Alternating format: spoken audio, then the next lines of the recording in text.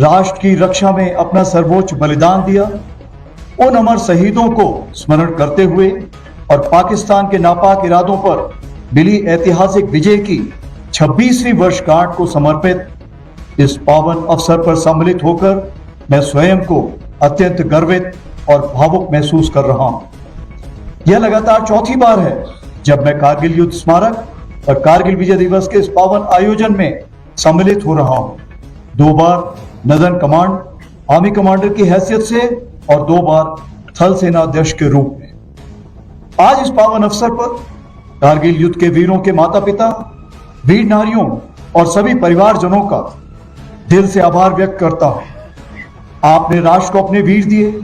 आपका हौसला, धैर्य और त्याग हम सब के लिए प्रेरणा है। आज पूरा देश आपके अद्वितीय योगदान और अटूट राष्ट्रभक्ति को श्रद्धा पूर्वक नमन करता है। पिछले वर्ष 2024 में हमने रजत जयंती के रूप में इस विजय गाथा का स्मरण किया। वह एक ऐतिहासिक अवसर था जिसे माननीय प्रधानमंत्री श्री नरेंद्र मोदी जी की उपस्थिति ने और भी प्रेरणादायक बना दिया। उस दिन शिंकुल्ला टनल के निर्माण कार्य का भी शुभारंभ हुआ। इस वर्ष भी हमारे माननीय केंद्रीय मंत्रीगण, लेफ्टिनेंट गवर्नर साहब और हमारे सीओ साहब यहां पर उपस्थित होकर हमारे शहीदों को नमन करने आए। यह दर्शाता है कि कारगिल विजय दिवस केवल एक सैन्य आयोजन नहीं बल्कि पूरे राष्ट्र का उत्सव। जो खामोश खड़े थे बर्फीली चौकियों पर, उनकी दुआ से ही महफूज है ये वतन। आज हम तोलोलिंग, टाइगर हिल और पॉइंट 4875 की ऊंचाइयों के नीचे खड़े हैं और हम केवल उस युद्ध को याद नहीं कर रहे हैं, हम उस भावना का स्मरण कर रहे हैं जो उन रणबांकुरों ने दिखाई थी। हमें याद है वह दृढ़ संकल्प जो उनकी आंखों में था, वह अदम्य साहस जिससे उन्होंने हर कठिनाई को मात दी। हमें स्मरण है वह नारा, वह चेतावनी, वह प्रण जो हर योद्धा के मुख से निकला। हमें श्रद्धा पूर्वक नमन करते हैं उन बहादुर नायकों को जिन्होंने मृत्यु को गले लगाया ताकि हम गरिमा के साथ चैन की जिंदगी जी सके।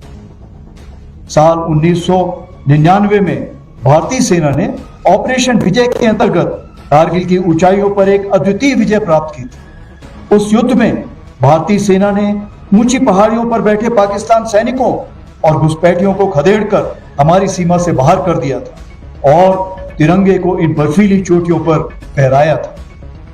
यह वह क्षण था जब भारत ने स्पष्ट कर दिया कि उसकी सीमाओं के भीतर किसी भी नापाक इरादे को सफलता नहीं मिलेगी। भारत की एकता और अखंडता पर कोई आंच नहीं आने दी जाएगी। इसी परंपरा को आगे बढ़ाते हुए ऑपरेशन सिंदूर के दौरान भी भारतीय सेना ने उसी अदम्य साहस और दृढ़ संकल्प के साथ पाकिस्तान समर्थित टेररिस्ट इंफ्रास्ट्रक्चर को निशाना बनाया और पाकिस्तान की अन्य आक्रामक कार्रवाइयों को प्रभावशाली ढंग से विफल करते हुए एक निर्णायक जीत हासिल की। हमने शांति को अवसर दिया, पर उसने कायरता की कार्रवाई की और उसका उत्तर केवल हमने पराक्रम से दिया। ऑपरेशन सिंदूर हमारा संकल्प, संदेश भी और उत्तर भी। पहलगाम में हुई कायरतापूर्ण आतंकी हमला पूरे देश के लिए गहरी चोट था, लेकिन इस बार भारत ने सिर्फ शोक नहीं जताया बल्कि ठान लिया कि अब जवाब निर्णायक होगा। देशवासियों का अटूट विश्वास और सरकार द्वारा दी गई रणनीतिक स्वतंत्रता से भारतीय सेना ने एक सुनियोजित, सटीक और निर्णायक जवाब दिया। भारतीय सेना ने 6 और 7 मई की रात को पाकिस्तान और पाकिस्तान ऑक्यूपाइड जम्मू एंड कश्मीर में 9 हाई वैल्यू आतंकवादी ठिकानों को निशाना बनाया बिना किसी मासूम नागरिक को हानि पहुंचाए। यह केवल जवाब नहीं था, यह स्पष्ट संदेश था कि आतंकवाद को सहारा देने वाले अब नहीं बचेंगे। 7 से 9 मई को पाकिस्तान द्वारा की गई सैन्य कार्रवाई पर भारतीय सेना ने नपातुला और सटीक जवाब दिया। हमारी आर्मी एयर डिफेंस एक अजय दीवार बनकर सामने खड़ी रही जिसे कोई ड्रोन या मिसाइल भेद नहीं सकता। यह सब होल ऑफ नेशन अप्रोच के अंतर हुआ, जहां थल सेना, वायुसेना, नौसेना और अन्य सरकारी और प्राइवेट डिपार्टमेंट्स सब एक साथ मिलकर खड़े हुए, जिसमें एनजीओ भी शामिल थे।